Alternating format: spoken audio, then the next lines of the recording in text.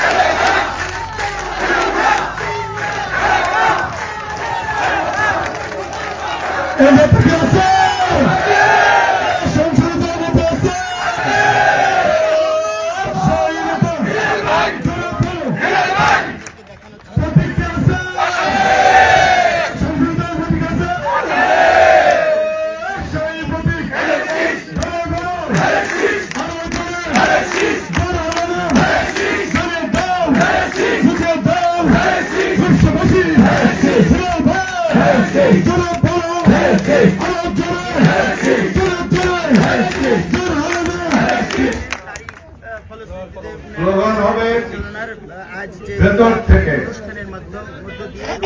উন্নয়নের নেত্রী কি আছে? উৎপাদনের নেত্রী কি আছে? মাটি মানুষের নেত্রী কি আছে? আমাদের সেই নেত্রী খালেদা জিয়া, খালেদা জিয়া,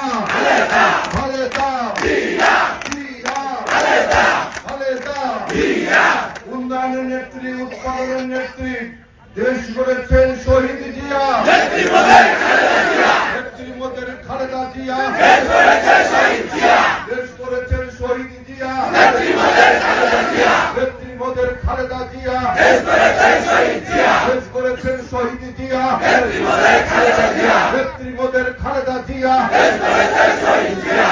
আর আগামী দিনের প্রধানমন্ত্রী হওয়ার মতো কোন নেতা কি আছে?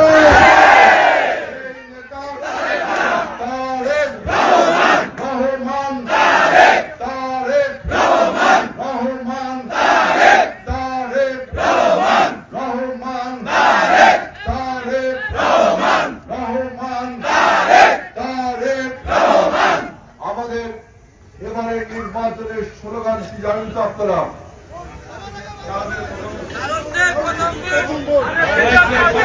তারুণ্যের প্রথম ভোট ধানের শীষের জন্য হোক, তারুণ্যের প্রথম ভোট ধানের শীষের জন্য হোক, ধানের শীষের জন্য হোক, তারুণ্যের প্রথম ভোট ধানের শীষের জন্য হোক, ধানের শীষের জন্য হোক, তারুণ্যের প্রথম ভোট ধানের শীষের জন্য হোক, ধানের শীষের জন্য হোক, আমাদের নেতা তারেক রহমান আর একটি স্লোগান দিয়েছে আমাদের নির্বাচনী ক্যাম্পেনে। আমি যে স্লোগানগুলো এখন দিলাম এইগুলো কিন্তু দিতে হবে, তাই না? আমাদের নেতা নতুন আরেকটি স্লোগান দিচ্ছেন, ভোট দিলে ধানের শীষে, দেশ গড়ব মিলে মিশে,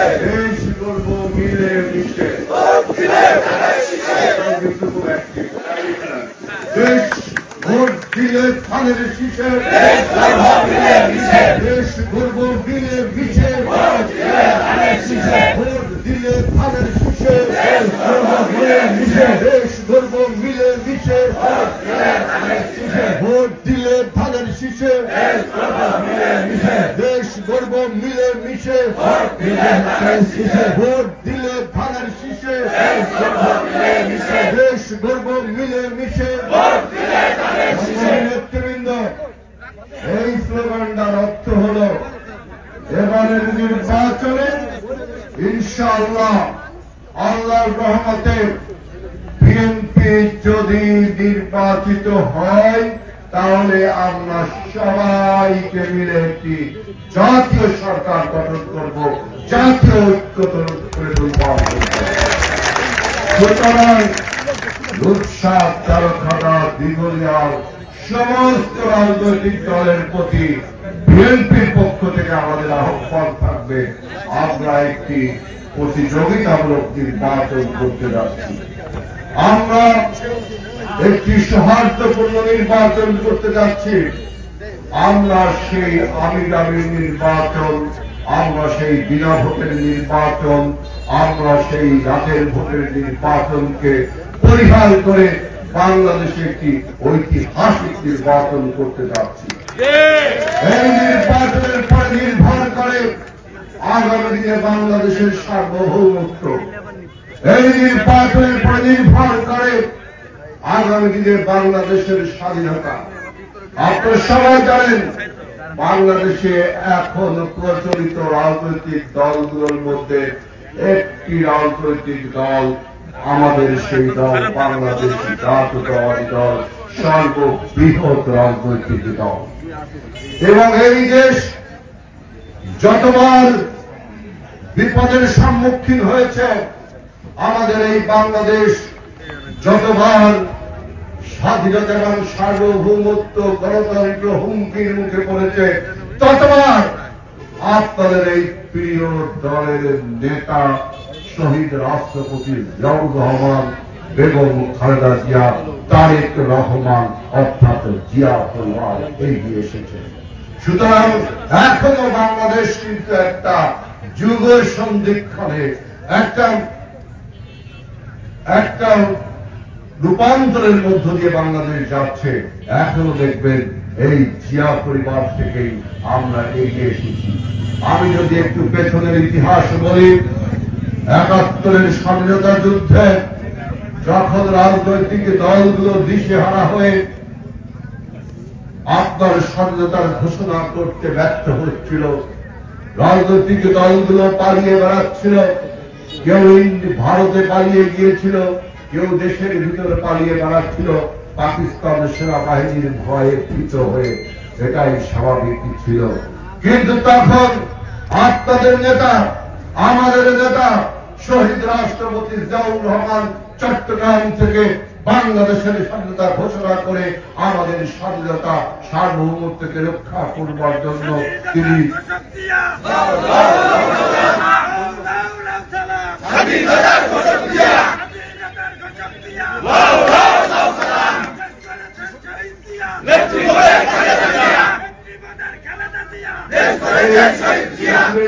রহমান তখন স্বাধীনতার ঘোষণা করেছিলেন মাথায় দেশপ্রেম আর বুক ধরা সাহস নিয়ে। একবার ভেবে দেখুন, সেই স্বাধীনতার যুদ্ধে যদি আমরা পরাজিত হতাম তাহলে আমাদের নেতা কি ফাঁসির কাছে ঝুলতে হতো না দেশপ্রেমিকতায়? সেই ভয়কে তোয়াক্কা না করে দেশপ্রেমে তিনি এগিয়ে এসে বাংলাদেশের স্বাধীনতা ঘোষণা করেছিলেন। স্বাধীনতার ঘোষক জিয়া, উত্তম শহীদ জিয়া, আবার দেখবেন ১৯৭৫ সালে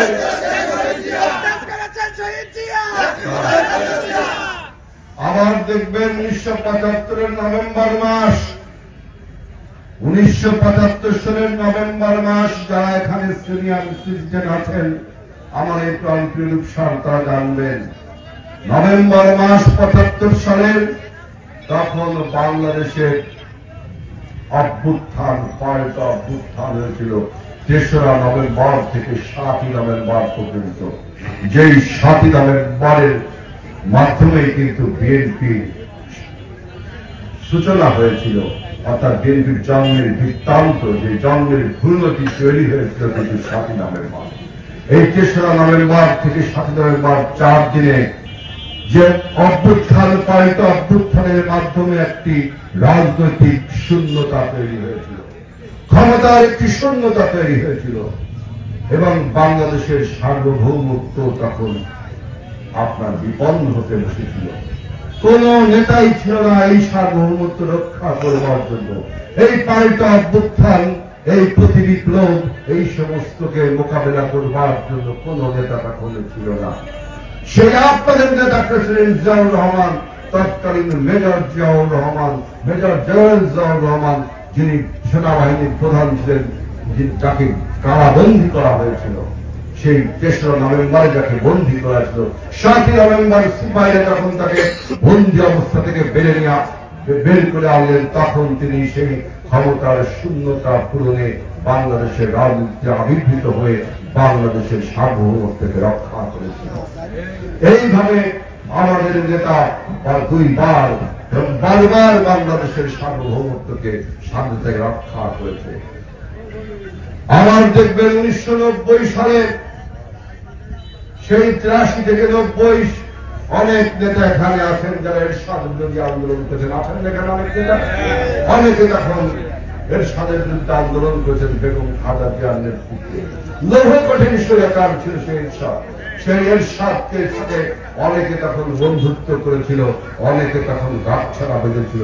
কিন্তু আপনাদের দল, আপনাদের নেত্রী বেগম খালেদা জিয়া অসর্বসাহসিকতার পরিচয় দিয়ে রাজপথে আপসীন ভূমিকা রেখে দেশনেত্রী উপাধিতে ভূষিত হয়ে এরশাদকে মসনদ থেকে সরিয়েছিল এবং 90-এর গণঅভ্যুত্থান সফল করেছিল। আবার দেখবেন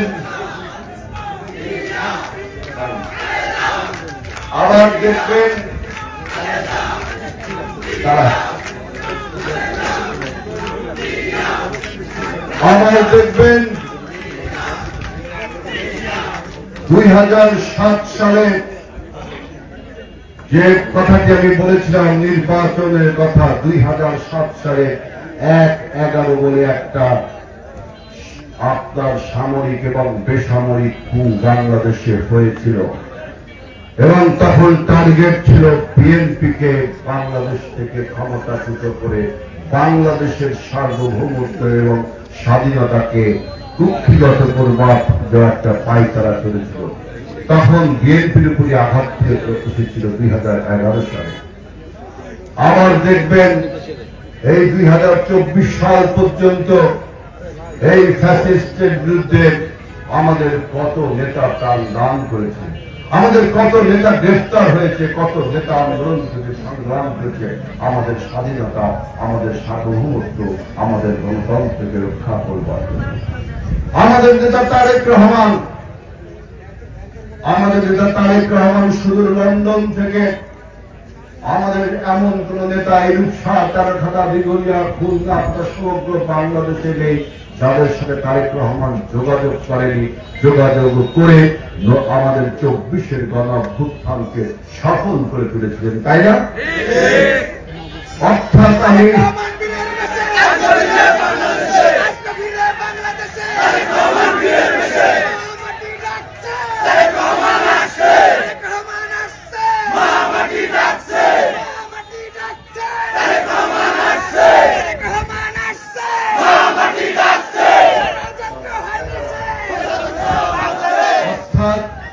আমার এই ভাইদের কাছে বোঝাতে চাচ্ছি, বাংলাদেশ যখনই বিপদে পড়েছে বিএনপি তখন এগিয়ে এসেছে এবং বিএনপি একটি অপরিহার্য সংগঠন হিসেবে বাংলাদেশের মানুষের সামনে ধানের শীষ প্রতীক নিয়ে দাঁড়িয়েছে। এবারে আপনারা জানেন আমাদের নির্বাচনকে বানচাল করবার জন্য, আমাদের 24-এর গণঅভ্যুত্থানকে বেহাত করে দেওয়ার জন্য অনেক ষড়যন্ত্র করেছিল, কিন্তু আল্লাহ রহমতে তারেক রহমানের সুদক্ষ নেতৃত্বে বাংলাদেশে একটি নির্বাচনের পথে হাঁটছে। সেজন্য বাংলাদেশের মানুষকে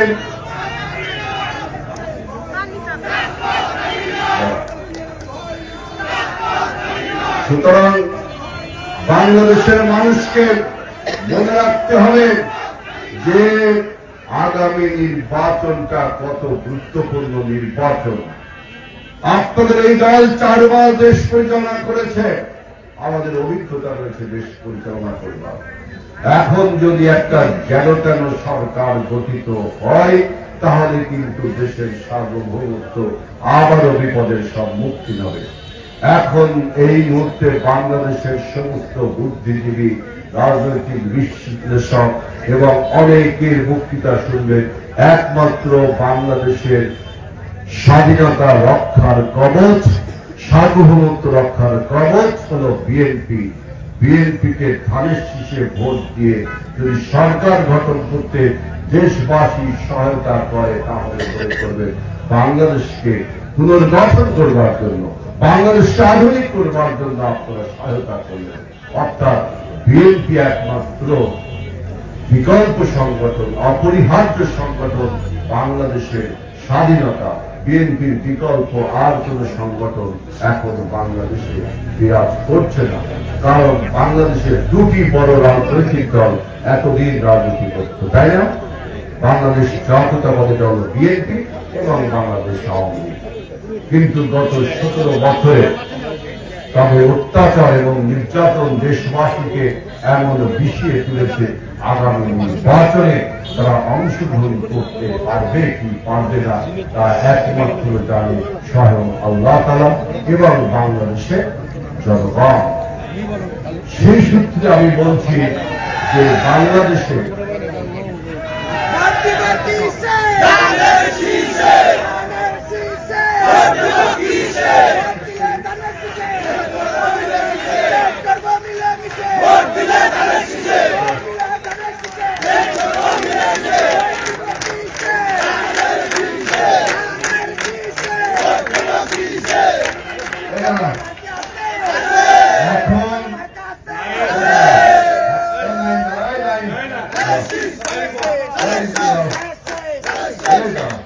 এখন আমরা বিএনপি একমাত্র বড় রাজনৈতিক দল, দেশ পরিচালনার অভিজ্ঞতা রয়েছে। আরেকটি দল ফ্যাসিবাদের কারণে, নির্যাতনের কারণে তারা নির্বাচন থেকে এখন দূরে সরে আছে, বাংলাদেশ থেকে দূরে সরে আছে। তাদের ভাগ্যে কি ঘটবে সেটা আল্লাহই ভালো জানে, দেশের জনগণই জানে তাদের ভাগ্যে। কিন্তু দ্বিতীয় শ্রেণী বলবো না, দ্বিতীয় সারির যে রাজনৈতিক দল জামাতে ইসলামী বাংলাদেশ, তারা এখন আমাদের মুখ্য প্রতিদ্বন্দ্বী হয়ে উঠছে, তাই না? সুতরাং আমি মনে করি যে আমরা সবাই একটা বিশ্বাসী ধর্ম পালন করি। আমরা কেউ মুসলমান, কেউ হিন্দু, কেউ বৌদ্ধ, কেউ খ্রিস্টান, তাই না? আমরা একটি মাল্টি ক্লাস অর্গানাইজেশন, অর্থাৎ বহু শ্রেণী, বহু মত, বহু বর্গের লোক আমরা একত্রে বিএনপি করি। আর আমাদের যে প্রতিদ্বন্দ্বী দলটি তারা একটি নির্দিষ্ট ক্যাডার ভিত্তিক দল। আমি ক্যাডার বলতে মানুষকে মারামারি করে ওই ক্যাডার বলছি না, অর্থাৎ একটা নির্দিষ্ট গোষ্ঠীকে পছন্দ করে তারা রাজনীতি করে। সুতরাং বাংলাদেশের মতো একটি বহুমুখী জাতি, বাংলাদেশের মতো একটা বহু সংস্কৃতির মানুষ, বাংলাদেশের মতো একটা বহু ধর্মের মানুষের যে সংগঠন সেটা হল বিএনপি। বিএনপি যদি আগামীতে নির্বাচিত হয় তাহলে বাংলাদেশ তার গতিশীলতা বৃদ্ধি পাবে এবং বিশ্বের দরবারে মানুষ মাথা উঁচু করে আমরা বলতে পারবো যে আমরা একটা বহুমুখী জাতি, বহু জাতির, বহু ধর্মের, বহু সংস্কৃতির লোককে ঐক্যবদ্ধ করতে পেরেছি। এজন্য বলছি আগামী নির্বাচনে বিএনপির বিকল্প অন্য কোন শক্তিকে ভাবা মানে বাংলাদেশের স্বাধীনতা, সার্বভৌমত্ব, আমাদের সাম্প্রদায়িক সম্প্রীতি, আমাদের সংস্কৃতিকে অবজ্ঞা করা। সুতরাং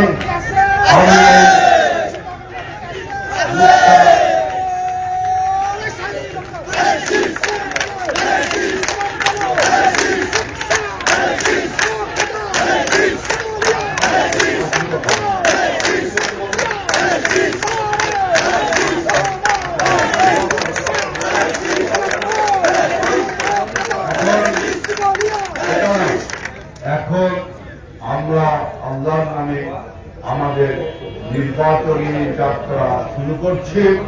আপনারা সবাই সুশৃঙ্খলভাবে মানুষের কাছে ভালোভাবে সুন্দর করে যে ধানের শীষের পক্ষে, বেগম খালেদা জিয়ার পক্ষে, তারেক রহমানের পক্ষে ভোটটি চাইবে। আমাদের আজকে হেলাল ভাইয়ের সালাম নেই। শীষে ভোট দে। এই ছেলে অযথা স্লোগান দিতে হয় না। স্লোগান যখন সে তখন বলবি, যখন প্রয়োজন হয়ে অযথা স্লোগান দিতে হয়। এখন আমরা আমাদের এই রূপসা তেরোখাদা দিগলিয়া তথা খুলনার মানুষের জন্য নির্বাচিত হতে পারলে আমরা কি কি করব তার একটি বর্ণনা, তার একটি প্রচারপত্র, তার একটি মিটিং আমরা আরো পরে যখন নির্বাচনের শিডিউল ঘোষণা হবে, তফসিল ঘোষণা হবে, তখন আমরা বলবো। তাই কিন্তু যেহেতু আমরা রূপসার মানুষ, আমরা আমাদের দায়িত্ব রয়েছে এই মানুষকে নিরাপত্তা দেওয়া, আমাদের দায়িত্ব রয়েছে এই মানুষকে সেবা দেওয়া, আমাদের দায়িত্ব রয়েছে একটি আধুনিক রূপসা গড়ে তোলা। সবাইকে ধন্যবাদ। এখন দোয়া হবে, আমাদের এই রূপসার প্রেসিডেন্ট কিছু বলবেন, বলার পর দোয়া হবে। আজকে সবাই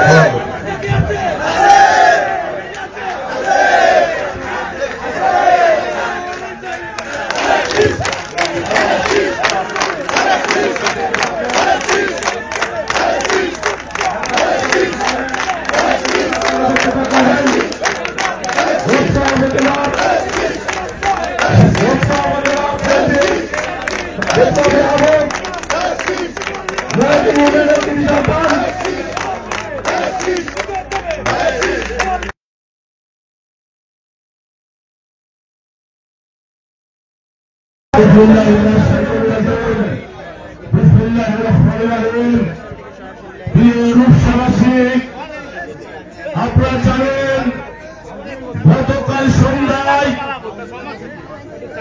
বাংলাদেশ জাতীয়তাবাদী দল বিএনপি খুলনা 4 আসনে ধানের শীষ নিয়ে নির্বাচন করার জন্য দক্ষিণবঙ্গের শ্রেষ্ঠ সন্তান, রূপসা মায়ের শ্রেষ্ঠ সন্তান, রূপসার তেরোখাদা দিগলিয়ার উন্নয়নের উপকার আমাদের সবার প্রিয় নেতা, কৃষক শ্রমিকের প্রাণের মানুষ, এই মাটির শ্রেষ্ঠ সন্তান, বাংলাদেশ জাতীয়তাবাদী দল কেন্দ্রীয় সংসদের তথ্য বিষয়ক সম্পাদক আজিম ভাই হেলালকে তাদের শেষ প্রতিক্রিয়া নির্বাচনের জন্য মনোনয়ন দিয়েছেন। আমি প্রথমে শুকরিয়া আদায় করছি মহান রব্বুল আলামিনকে, আলামিনের কাছে শুকরিয়া আদায় করছি। আল্লাহ রব্বুল আলামিন আমাদের নেতা আব্দুল বারী হেলালকে ধানের শীষ মনোনয়নের যোগ্য করেছেন। এর জন্য আল্লাহ রব্বুল আলামিনের কাছে শুকরিয়া আদায় করি সবাই আলহামদুলিল্লাহ। আমি কৃতজ্ঞতার শুকরিয়া আদায় ধন্যবাদ জ্ঞাপন করছি বাংলাদেশের তিনবারের প্রধানমন্ত্রী আমাদের নেত্রী, আমাদের মা বেগম খালেদা জিয়ার কাছে কৃতজ্ঞতা ও ধন্যবাদ জ্ঞাপন করছি। আমি ধন্যবাদ জ্ঞাপন করছি ভারপ্রাপ্ত চেয়ারম্যান, আগামী রাষ্ট্রনায়ক, বাংলাদেশের জনপ্রিয় নেতা, আমাদের নেতা ভারপ্রাপ্ত চেয়ারম্যান তারেক রহমানের কাছে কৃতজ্ঞতা ও ধন্যবাদ জ্ঞাপন করে এবং এই রূপসাবাসীকে আগামী নির্বাচনে আমাদের নেতা আব্দুল বারী হেলালকে ধানের শীষ প্রতীকে ভোট দিয়ে আমরা এমপি নির্বাচন করে এবং মন্ত্রী ঘরে ফিরে যাবো, এমপি বানিয়ে মন্ত্রী ঘরে ফিরে যাবো, এই আশাবাদ রেখে প্রিয় রূপসাবাসী, আমাদের আরেকটি সুসংবাদ আছে, যেটা বক্তৃতার প্রথমেই আমার বলা দরকার ছিল, ভুলে গেছিলাম। আমাদের এই রূপসার কৃতি সন্তান, আমাদের জাতীয়তাবাদী দল বিএনপি খুলনা জেলার ভারপ্রাপ্ত সদস্য সচিব মনিরুল হাসান বাপ্পি, তাকে খুলনা 6 অর্থাৎ 5টা মনোনীত করা হয়েছে। রূপসাবাসী এই যারা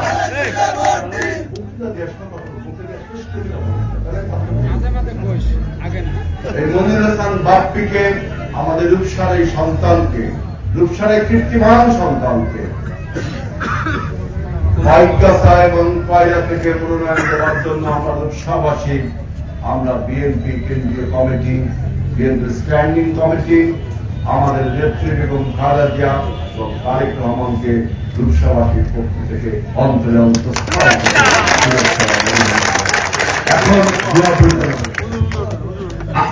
সবাইকে ধন্যবাদ এবং খুলনা ৬ আসন থেকে মনির হাসান বাপ্পিকে মনোনয়ন দেয় রূপসা উপজেলা বিএনপির পক্ষ থেকে ও অঙ্গ সহযোগী সংগঠনের পক্ষ থেকে ধন্যবাদ জানিয়ে এবং তারেক রহমান বেগম খালেদা থেকে ধন্যবাদ জানিয়ে আজকের এই সভা শেষ করছে। এখন দোয়া হবে, আপনারা সবাই দোয়া শুরু করবেন এবং আপনাদের জন্য তাবারকের ব্যবস্থা আছে, আপনারা তাবারক নিয়ে যাবেন। আর ঘাটে ট্রলার আছে, ঘাটে ট্রলার আছে, এই ট্রলারে আমরা আমাদের নেতাকে সাথে নিয়ে জেলখানা ঘাটে দোয়া মাহফিল আছে, আমরা ওই জায়গায় সবাই উপস্থিত হবো। ঘাটে ট্রলার আছে, সবাই ট্রলারে যাবেন। এবার দোয়া পরিচালনা করছেন আমাদের এই মাদ্রাসার মহতার জনাব আনিসুর রহমান।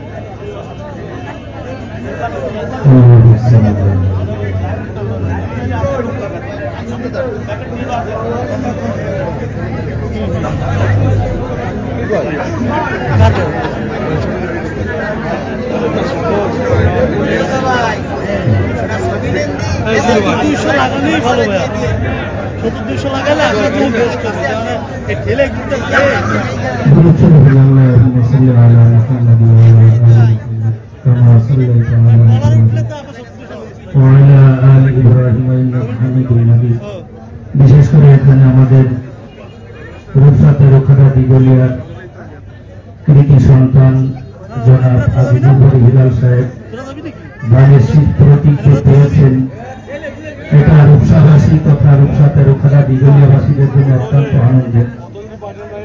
এই জন্য আজকে তিনি যে যাত্রা শুরু করেছেন, এই যাত্রাকে আল্লাহ তাআলা সফল কামিয়াবি করে সকলে বলেন আমিন।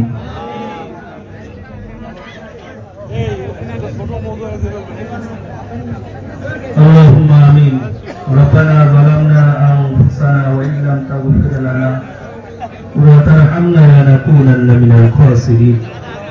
আল্লাহ আপনি আমাদের জীবনের সমস্ত গুনাহ খাতাগুলি মাফ করে দেন। আল্লাহ জীবনে জৈবনে রাত্রের অন্ধকারে দিনে সড়কে যত গুনাহ করেছি সমস্ত গুনাহগুলি আপনি মিটায় দেন।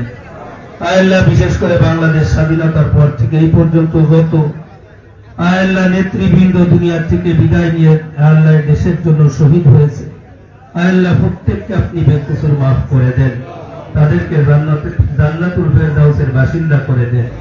বিশেষ করে শহীদ প্রেসিডেন্ট রাষ্ট্রপতি জিয়াউর রহমান, আল্লাহ দেশের জন্যই তিনি জীবন দিয়েছিলেন, আল্লাহ আপনি তাকে জান্নাতুল ফেরদাউসের উঁচু মাকাম দান করে দেন। সৌদি আরবে গেলে তাকে দেখা যায় তিনি যে স্মৃতি রেখে গেছেন আরাফার ময়দানে, আল্লাহ তার ওই আমলগুলি তথা এই দেশের জন্য যে জীবন দিয়েছেন এই ওসিলায় তাকে আপনি জান্নাতুল ফেরদাউসের বাসিন্দা করে দেন। আল্লাহ বিশেষ করে আল্লাহ তানারই সন্তান আরাফাত রহমান কোকো, আল্লাহ যুবক বয়সে তিনি দুনিয়া থেকে বিদায় নিয়েছেন, আল্লাহ আপনি তাকেও জান্নাতুল ফেরদাউসের বাসিন্দা করে দেন। আল্লাহ বিশেষ করে দেশ নেত্রী বেগম খালেদা জিয়া অসুস্থ অবস্থায়, আল্লাহ আপনি তাকে সম্পূর্ণ সেবায় কামেল আদেলা নসিব করে দেন। আল্লাহ তার হিম্মতকে বাড়ায় দেন, আল্লাহ তার হায়াতকে দীর্ঘ করে দেন। আল্লাহ বিশেষ করে আল্লাহ বিদেশের মাটিতে থেকে আল্লাহ তারেক রহমান দেশের জন্য অনেক ফিকির করতেছে মালিক, আল্লাহ আপনি তার হিম্মতকে বাড়ায় দেন, আল্লাহ আপনি তার হিম্মতকে বাড়ায় দেন। আল্লাহ তার দ্বারা আল্লাহ মুসলিম উম্মার খেদমত হয়, আল্লাহ এরকমের ব্যবস্থা আপনি করে দেন। আল্লাহ বিশেষ করে আজকে আমাদের আয়োজন জনাব আজিজুল বাড়ি হিলাল সাহেব রূপসারী সন্তান। আল্লাহ রূপসার থেকে দুইজন আল্লাহ সন্তান এই খুলনা জেলার ভিতরে এমপি প্রার্থিতা পেয়েছেন। আল্লাহ আপনি তাদের পরিপূর্ণ সফলতা দান করে দেন। আল্লাহ সমস্ত চক্রান্তকে আপনি ধূলিসাৎ করে দেন। আল্লাহ মানুষের সেবা করার জন্য আল্লাহ আপনি যদি তাদেরকে মনোনীত করে থাকেন, আল্লাহ আপনি তাদের সর্ব জায়গাতে সব জায়গাতে ইজ্জতের সঙ্গে মানুষের সেবা করার তৌফিক দান করে দেন। আল্লাহ আল্লাহ বিশেষ করে আল্লাহ 24-এর গণ অভ্যুত্থানে আল্লাহ ছাত্র, শিক্ষক, দিনমজুর, ব্যবসায়ী, চাকরিজীবী অনেকেই দেশের জন্য জীবন দিয়েছে। আল্লাহ ওই সমস্ত শহীদদেরকে আপনি বেকসুর মাফ করে দেন, তাদেরকে আপনি জান্নাতুল ফেরদাউসের বাসিন্দা করে দেন। আল্লাহ আমাদের বাংলাদেশের উপরে শান্তি শৃঙ্খলা আল্লাহ সমস্ত প্রকার অনৈতিকতা থেকে আপনি হেফাজত করে স্থিতিশীল বাংলাদেশের হিসাবে আপনি কবুল ও মঞ্জুর করে নেন। আল্লাহ আমাদের বাংলাদেশের নিরাপত্তার চাদর দিয়ে আপনি ঢেকে দেন। আল্লাহ বহির্বিশ্বের আল্লাহ সমস্ত চক্রান্ত থেকে আমাদের বাংলাদেশকে হেফাজত করেন, বাংলাদেশের জনগণকে হেফাজত করেন, বাংলাদেশের মানুষদেরকে হেফাজত করেন, বাংলাদেশের মানুষদেরকে ঈমান ও আমল নিয়ে জীবনকে পরিচালনা করার তৌফিক দান করে দেন। আল্লাহ ঈমান হরণকারী বস্তু থেকে আপনি আমাদের বাংলাদেশের জনগণকে হেফাজত করেন। আল্লাহ ঈমান বিধ্বংসী সমস্ত কারবার থেকে আপনি আমাদের হেফাজত করেন। আল্লাহ বাংলাদেশ মসজিদ মাদ্রাসার দেশ, আল্লাহ বাংলাদেশ পীর ওলিয়াউল্লাদের দেশ। আল্লাহ দেশকে আমরা ভালোবাসি। এই দেশের মাটিতেই আমাদের আল্লাহ খাতেমা বিল খায়ের ঈমানের সঙ্গে আল্লাহ আখিরাতের মুখর হইতে পারি, সেই তৌফিক আপনি দান করে দেন। সাল্লাল্লাহু তাআলা আলা খায়রি খালকিহি মুহাম্মদ। বিশেষ করে রূপসা থানার যত নেতৃবৃন্দ আল্লাহ যারা দুনিয়া থেকে চলে গেছে তাদেরকেও মাফ করে দেন। যারা উপস্থিত আছে আল্লাহ তাদের হিম্মতকে বাড়ায় দেন, তাদের কর্মদক্ষতাকে বাড়ায় দেন, মানুষের কাঁধে কাঁধ মিলিয়ে চলার মতন তৌফিক দান করে দেন। আল্লাহ বিশেষ করে রূপসা ঘাট, আল্লাহ রূপসা ঘাটের উপরে আপনার খাস বরকত দান করে দেন। আমিন আমিন বিরহমাতিকা ইয়া আরহামার রাহিম।